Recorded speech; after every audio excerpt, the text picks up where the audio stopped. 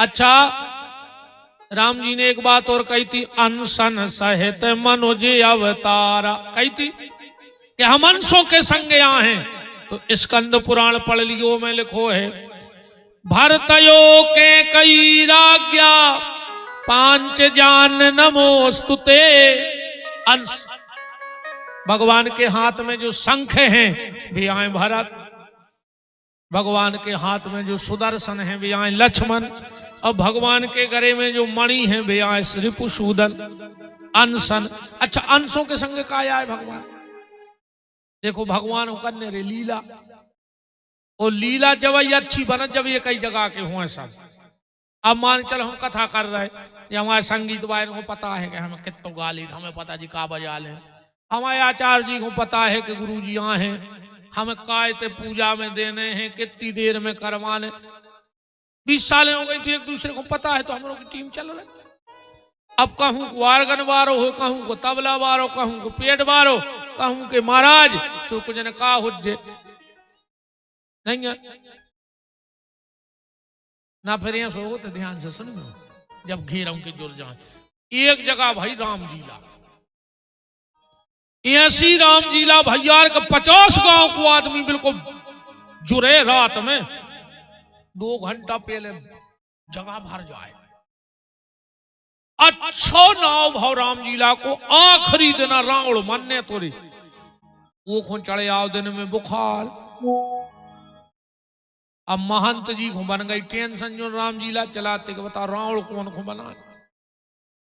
अब रावण भी रावण ही सो जैसे हमारे को बना दे रावण, बताओ ये से बड़ी तो खुजुआ फारी होंगे।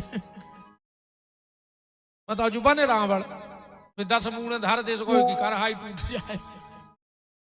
अब रावण भी रावण ही सो चाहने सो जो आरगन बजाते राम जीला में व्यास का हाउस है, कहने लगे चलो इतने बड़े क्षेत्र में को मिले है सो पहुंचे। एक बाजार में एक अच्छो करियो आदमी जा, बड़ी खपाड़ भारी ऊंचो 5-6 फुट को, और मिठाई टार रहा हो। तो व्यास जी बोले कि महंत जी तना देख ली, बोले का, बोले जो बन सकता लग भी रहो रावण सो बैठे। बोले भैया सीताराम, बोले सीताराम का नाव, बोले बुद्धू हलवाई। कह लगे यार तना हमारे काम सटा दे, बोले का, बोले हमारा रावण बीमार होगा तो आज तुम रावण बन जा। अरे बुद्धू बोलो दादा मोरे बास की नंजा मैंने बोले पे होते, बोले बोलने कुछ नहीं है आज तो मानने भरे बाण घले है इतनी भर कह दियो, मैं 10 कंधर रावण, मेरा भाई कुंभकर्ण बेटा मेघनंद।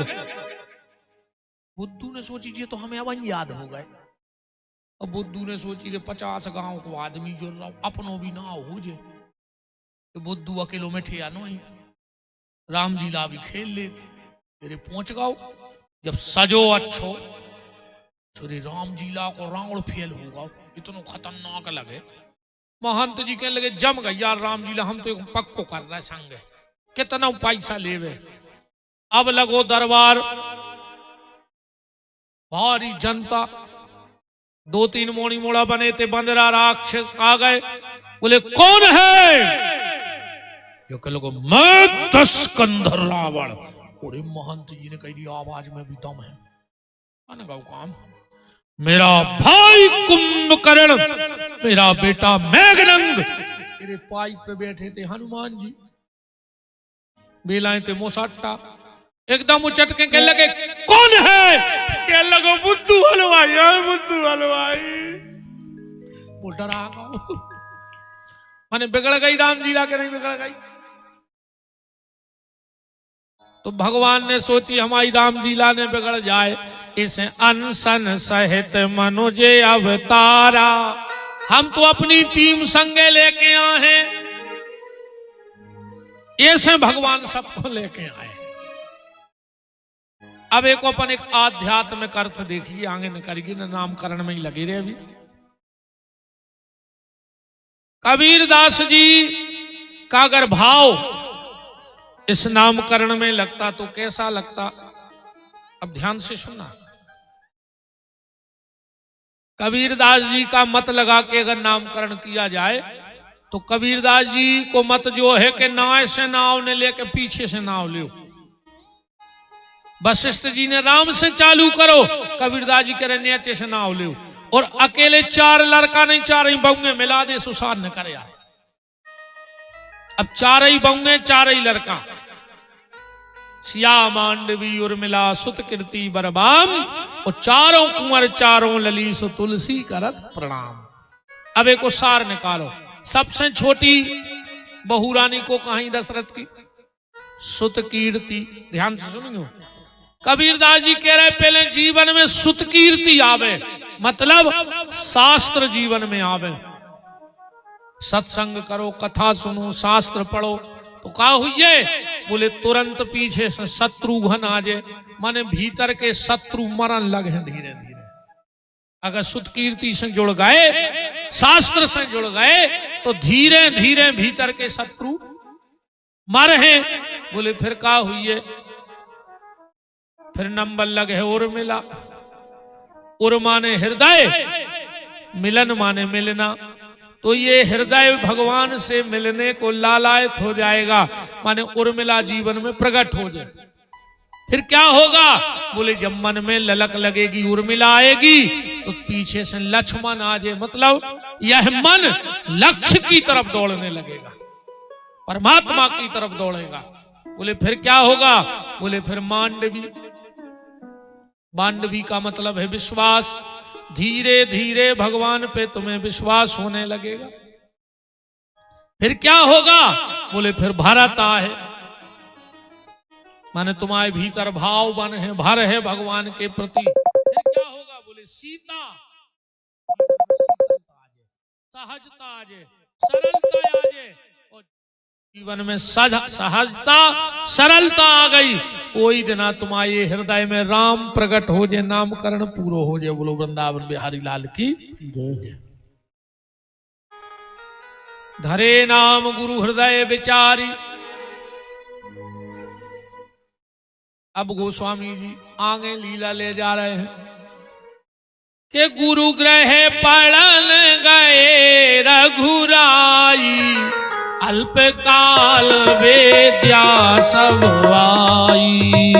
गुरु ग्रह पढ़न गए रघुराई, अल्प काल वेद्या सब आई। गुरु ग्रह पढ़न गए रघुराई, अल्प काल वेद्या सब आई। गुरु ग्रह पढ़न गए रघुराई, अल्प काल वेद्या सब आई। जिनकी श्रवण सहज श्रुति चारी, जिनकी एक एक सांस में 4 ही वेद बसे हैं। तुलसीदास जी कह रहे हैं जिनकी श्रवण सहज श्रुति चारी, सो पढ़े यह कौतुक भारी। जिनकी श्रवण सहज श्रुति चारी, सो पढ़े यह कौतुक भारी। सो पढ़े यह कौतुक। भगवान वेद पढ़ने गए। अच्छा, पढ़ाई के ऊपर सिर्फ हम 2 शब्द बता रहे हैं कि जो विद्या साधन से मिलेगी वो अहंकार का सृजन करेगी, और जो विद्या साधना से मिले है वह संस्कारों को सृजन करे। हमारा निवेदन है आप औरों से, अपनी औलाद को शिक्षा तो बहुत अच्छी दो, पर शिक्षा के संगे संगे संस्कार दे जाइए, क्योंकि अकेली शिक्षा किसी काम की नहीं होती। अगर संस्कार नहीं है तो वो शिक्षा विनाश को भी ले जा सकती है। संस्कार और शिक्षा में तो अंतर है। एक संस्कारी बेटा कह रहा था कि मैं प्लेन उड़ा सकता हूं, क्योंकि माँ बाप ने संस्कार दिए, पढ़ लिख गओ, पायलट बन गओ, तो कहने लगो हम प्लेन उड़ा सकत।